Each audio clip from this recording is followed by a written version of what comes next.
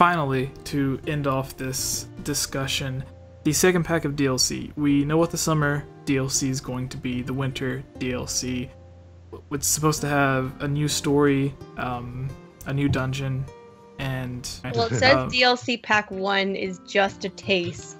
So I hope that then, you know, the DLC Pack 2 is like a massive drop of content. And if it's going to have a brand new, like, original type storyline, it's got to be quite large. Yeah, it should be.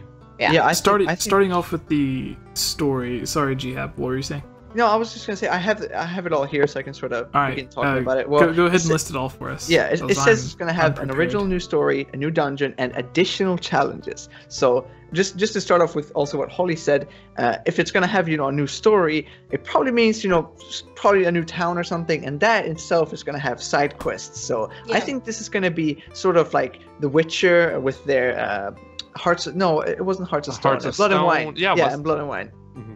Yeah, a whole big thing. Hopefully it's like huge with like a big map to explore and everything. I definitely think it's going to expand the map we already have, or it's going to be some place you travel to, for sure. But I'm very excited to see the new dungeon and everything. Hopefully they'll get like a theme ongoing with it. So there's a new type of environments to explore and everything, and it could be anything really. Yeah, I would love for a new area to explore. Maybe it's like another island that just pops up off the coast where you can warp there, or there's just a new village that comes up in an area that you've already been to. That would be really cool. But it's gonna I remember during one of the interviews with Al Numa before the DLC was announced, whenever he was asked, I believe it was an interview with Game Informer or IGN, I'm not really sure, but they asked him if there would be DLC for Breath of the Wild, and he said something along the lines of he didn't get to, or he fell in love with the world that he's created, but he feels like he hadn't fleshed it out as much as he could have, that he would have liked to continue working on the world that he already made for Breath of the Wild. So if there was DLC, it would have something to do with that. Okay. So to me, that said, it wasn't, if there was DLC at this time, because we didn't know if there was going to be DLC yet, it wasn't going to be like a new island or a new place that you could explore. It would just be like a dungeon or something that comes up, or a new town that takes the place of an area that's already there, but maybe doesn't have much going on. I really hope it's gonna be a new area. I gotta say this as well. I am very curious about where the story is going to take place. Like, if it's, going to be influenced by the main story and take place after the ending, for example. But to go with what you said as well, I would feel like that would piss a lot of people off, for sure. If it was just like, randomly, this new town appeared in the middle of nowhere, because we'd already been to that place, and it'd just be weird, I think. But I hope that they add a new island or something. Just some new place. I think that would do the best for them. And your hopes for the dungeon that's going to be there, do you want a traditional themed dungeon, or do you think it's just going to be like a 5th divine beast? It can't be a divine beast. No, it can't be a divine beast. I think it's going to be, I hope that they'll do something very interesting with it. Like I said, I hope that the whole DLC is just like a breath of fresh air, pretty much. So maybe they'll call it that, since it's Breath of the Wild, so it's breath of fresh air now. But I hope it's going to be different. I'd like it to be more traditional. That could be interesting. But to be honest, there's so many things to play with. Like, it's impossible to predict. But I can just say that I'd like it to be more traditional, more deep, and maybe even replayable. That could be interesting. It would be interesting if, along with the dungeon, because in each of the 4 dungeons in Breath of the Wild that you come across now, one of the champions give you a new special ability. So it would be nice if, along with the dungeon, if you were given a new rune that had some new ability or a new special ability once you completed that dungeon. Super Shield Surfer. So I think that would be interesting. But for the dungeon, I think the best thing they could do is, instead of just giving us a forest temple or a water temple or whatever, if they made it sort of like the traditional end game dungeons. Like in Ocarina of Time, Ganon's castle had like the forest section, the fire section, all of that. Stone Tower Temple and Majora's Mask made use of all four or all three of the previous locations that you'd been to. There was parts where you needed the Zora mask, there was parts where you needed the Deku mask. So it kind of combines all of the previous dungeons. So if they have a traditional in-game dungeon like that, I think that would satisfy the people that went through the game and they were like, oh, it was really fun and unique, but I miss going through the fire dungeon, or I miss going through a water temple or something. But yeah, that's just my thoughts though. If they could just kind of mix all of that together and give us, again, a traditional end game dungeon. Yeah. But going on with you, Joey, what are your thoughts on the DLC? Do you think it could be a new location, a new race, I think a new area? There could probably be a new location, but I'm not going to put money on it because I actually wish there was more things to do in that world. Like, I see some empty spaces, and I'm like, you could put a little something there. I think that'd be awesome. Maybe some time has passed since the end of the game, and there's maybe more towns or settlements, or maybe it takes place in the past before the Great Calamity. That way, you could make Hyrule Castle Town an actual town and not. I would love that. Yeah, not a freaking Fallout style thing. That was the most disappointing thing with Breath of the Wild to me. Like everything was fine, but then you get to the point where you see Hyrule Castle Town and everything's destroyed, and then you see the cutscene where it shows everything before it's destroyed. So it's like you're like, I want to go through that. Yeah, like the assets already there, like the buildings were already there. Like, well, why couldn't we just explore what it looked like, talk to the NPC, like what were the NPCs talking about, what did the shops look like if you went inside one of the buildings, because there was like hundreds of buildings that looked like if you could go into them. I remember Conrad making episodes about that on Commonwealth Realm before I joined. He was like, it needs to be like The Witcher and stuff like that. I remember that. It didn't exist at all, buddy. Yeah. And speaking of Hyrule, that castle was like the perfect Zelda dungeon to me. I agree. And that wasn't even in the game. It was clearly a dungeon. It wasn't like its own location. It was a dungeon because it had the map similar to that of a divine beast would. And it was just so rich and so detailed. There's rooms in there I haven't even discovered. I went to the library, found the king's study. He's talking about his dark, depressing past. His wife died, that kind of stuff. And I'm like, damn, this is awesome. There needs to be something like that's a great formula for how a Zelda dungeon should be in a game like Breath of the Wild, which is what the next Zelda games are going to strive to be as good as. Yeah. So, I agree with that. Maybe better. Going again, you mentioned like if you could go in the past and play through, and I kind of geeked out about exploring the Hyrule town while it was still an actual town. Yeah. But all of the cutscenes and voice acting is already done for the past memories. So if it was Link or even playing as Zelda, that would be interesting, to where instead of going back to finding these places to regain memories, if it let you go back in time and actually live through all of those memories, and then you have to do the cutscenes in order, go to the different locations, fight whatever enemies are there, because there's some cutscenes where like the camera pans up and there's just dozens of enemies on the ground. So it would be really interesting if the DLC allowed you to live through that. Like maybe in the same way in Ocarina of Time or whatever. We talked about earlier how you could potentially put the sword back in the pedestal and it take you to the Trial of the Sword or whatever it was called. Or traditionally in Zelda game, the Temple of Time, as its name implies. What if you go to the goddess statue there, talk to her, and it asks you if you would like to relive the memories or something, and then that takes you back 100 years. Or you could even go to the Shrine of Resurrection. Is that what it's called? Yeah. Shrine of Resurrection. Okay. You could go back there, lay back in, wake up 100 years in the past or something. There's a Korok seed at the Shrine of Resurrection. Fun fact. All right. The last place you would expect to look. Yeah, I gotta say though, sorry if I'm interrupting anyone. It does say new original story for the DLC packs. I doubt they'd go that way. I would like it if they, because it says additional challenges. I would like it if they did something like that, because I was sort of disappointed by the memories. Like, they were really cool, they definitely were, but I'd love to actually play that and really, talk to Zelda and everything. I do think this DLC is gonna focus on Zelda, because if you see the art for it, it is Link and Zelda, and I definitely think that's intentional. I just want to say that. Yeah. Yeah, alright. And you, Andy, what are your thoughts on what the DLC could be, or what would you want it to be with the dungeon and everything? I think I went across Sunbun's Discord. They brought up a pretty good theory. Like, if you go to, what's her name again? The sister of Impa, the young Sheikah girl, I forgot what her name was.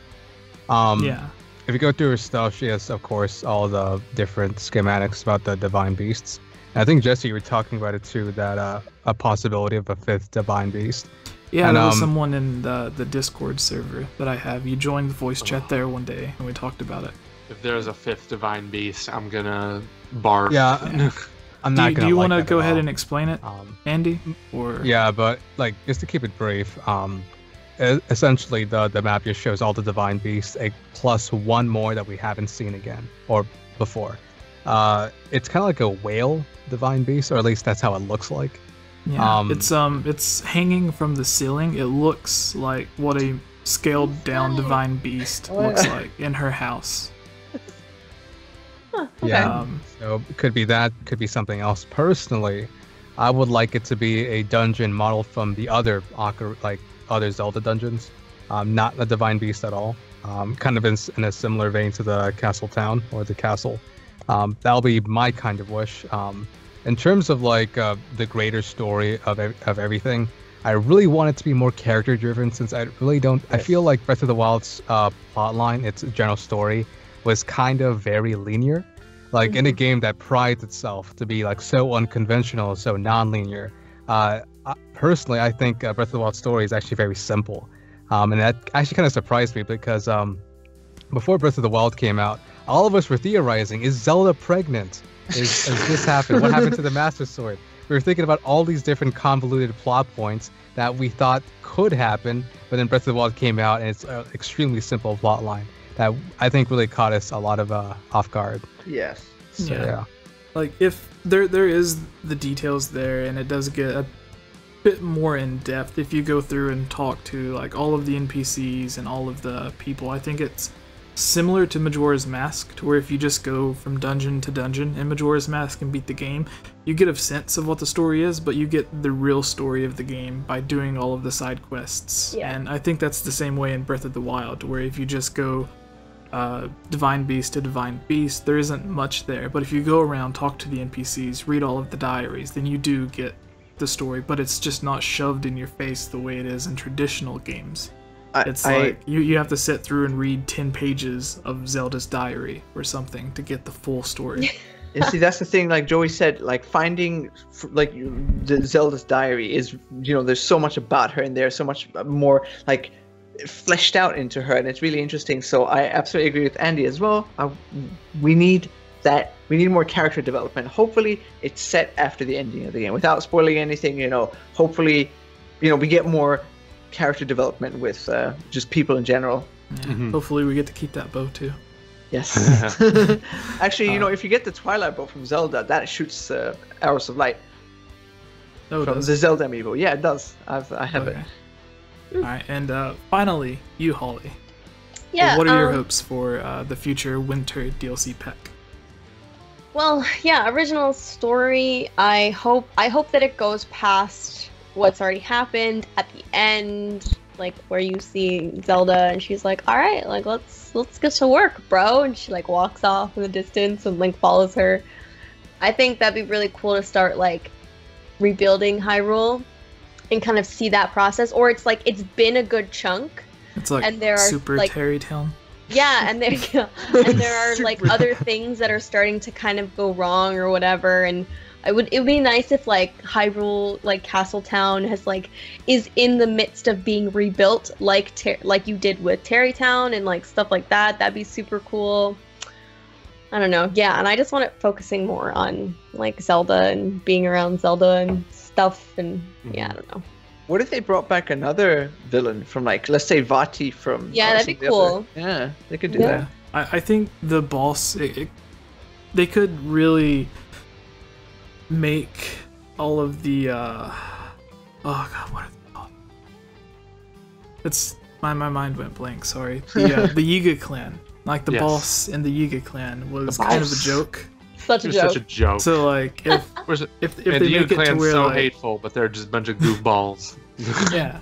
Like, that's what I hated about it. Like, since the whole backdrop of Breath of the Wild is about the whole Sheikah conflict, and then you keep hearing about Master Koga, it's like, oh, who is this guy? It's gonna have like such a deep, like, rich backstory about, like, oh, the reason why he's doing what he's doing, and maybe we'll get to see more about the history and lore. But no, he's like some clown that just does random stuff. Fatty just floating in the sky. You just drop rocks on his head and he'd die. Oh my god. The boss for the Yiga clan was the equivalent of, like, what was his name again? Master Yoga? Koga. Yeah, Master Koga. Master Koga. Okay. So Master Koga is to, like, Ganondorf what Tingle would be to Link. Is the way that I look at it. But it would be really interesting if it was set up in the same way that Twilight Princess was, to where you go through most of the game thinking Zant is the main bad guys. Spoiler for a game that came out 10 years ago. So you ruined the entire experience. Yeah. So you go through most of the game thinking Zant's this big bad guy, and then when it gets closer to the end, you find out that it's actually Ganondorf who's kind of using him as sort of a pawn. It would be interesting if there was, like, a bigger baddie that was actually in charge of the Yiga clan, and Master Koga was getting his powers or his authority from this other guy. That's very likely, actually. Maybe that will be the new dungeon. Yeah. Maybe it'll be something to do with that. I don't know. Yeah. Or maybe the dungeon could just drop from the sky, like enemies are dropping from the sky. I think if the dungeon does take place in an area that we've already visited, I think it would be very similar to the other shrine towers, or where it just literally rises up out of the ground, and that's why you didn't see it before. That would be a very way to explain it. But what were you saying? Yeah, I was just gonna say, what do you guys think they mean by additional challenges? Like, what could that possibly mean? Possibly some new quests. Yeah. New items, new quests, maybe more, like, outfits that you have to gain for quests. I hope that the new outfits But we already have the Tingle outfit. What more do we need? I don't know, alright. Yeah, but my husband said he'd give me a baked apple, and he didn't, so get me one. Here's 100 rupees. That was a whole quest. Here's 500 rupees. Take it to the ferry for me. I will buy flint off of you for 500 rupees each. Okay. No, it's like, in a lot of Macintyre Productions video, you guys can go to his YouTube channel and check it out. There's a lot of great theories that involve, like, the Sheikah or the Sheikah defectors and everything like that. The Yiga clan kind of seemed like Nintendo trying to put, as if they went through all of the Zelda fan theories and was like, oh, that actually makes sense. Let's do something with that. And then they came up with the Yiga clan. Yeah. So if they did make it, like, put more of an emphasis on there's a bigger, darker, more evil person who is actually in command, that would be interesting. He's like the Mandarin in Iron Man 3. He's not. He's like, oh, just kidding. I'm a British actor. And then Marvel's like, we're sorry. Here, he's there somewhere. He's a real person. Yeah. All right. So with all of that, I think we're done. Why don't we all go through and kind of let everyone that's been watching know who you are again and where they can find more videos from you, starting with you, Hubert. Okay, so my name is Miyamoto, and I make Nintendo games. Exactly. No, I'm Gehab, I'm Hubert, Gehab, and Gehab, like all the names here. No, my name is Gehab. Run a YouTube channel, do lots of gameplay stuff, highly edited videos. So go check me out. YouTube.com/user/Gehab. Yeah, funny videos. also do some discussions and stuff like that from time to time. But that's me, Mr. Gehab on Twitter. Go check me out. All right, and you, Joey. Hi guys, you can find our works at Commonwealth Realm. We do a bunch of series involving Zelda, any Nintendo related content as well. We come out with timeline videos, theories, episodes of Inside Breath of the Wild, all that kind of stuff. Please check us out. We're about to hit 100K and we're doing a giveaway, so check that out. All right, and you, Andy. Hey, it's Andy again from Macintyre Productions. Recently, I'm actually making a new video right now about how Breath of the Wild really got a lot of influence from Studio Ghibli and a lot of Miyazaki films, and it's coming actually really, really philosophical, actually. And that actually should be out soon. I'm not sure when. But yeah, if you like theories, I'm actually getting more into the philosophical side of just discussing this stuff. But if you like what I'm talking about, just feel free to check me out, Macintyre or Mac Pro. I forgot how my Twitter handle was. Yeah. Yeah. Mac_Pro. Yeah. Well, thanks. All right. And you, Holly. Yep, so I'm Holly Wolf. I'm a cosplayer and gamer and model. I work with lots of epic modeling companies like Playboy and Maxim and FHM and stuff. And I just love to cosplay, get booked at a lot of cons as a cosplay guest. And yeah, play a lot of video games and love Zelda first and foremost. Yeah, you can find me, Holly T. Wolf, on all my socials. And then Holly Wolf TV is my YouTube channel. Lots of vlogs, some gaming content here and there, and lots of travel stuff. So if you're a fan of this review, please subscribe and comment below to let me know your thoughts. If you would like to support this channel, please consider supporting on Patreon, where you can watch videos like this early and help me create longer videos like the top 10 best and worst of Ocarina of Time, Breath of the Wild, and the top 5 official Zelda games that have either been cancelled or just went unreleased. Finally, a huge thank you to this month's supporters: George Says Hi, Link Uses the Triforce, Transcendent Sacred Courage, Glenn Cassio, Prey Warrior, Victopedia, Rusty Caulfield, Robert W., Amanda Pina, Lunarium, Chris Gasperin, Harris Priest, Lovable Christie, Key of Time 15, Jerome Major, Daryl Quinnen, Furzin 16, Kadrin, Magic Tech Review, and The Itch Network.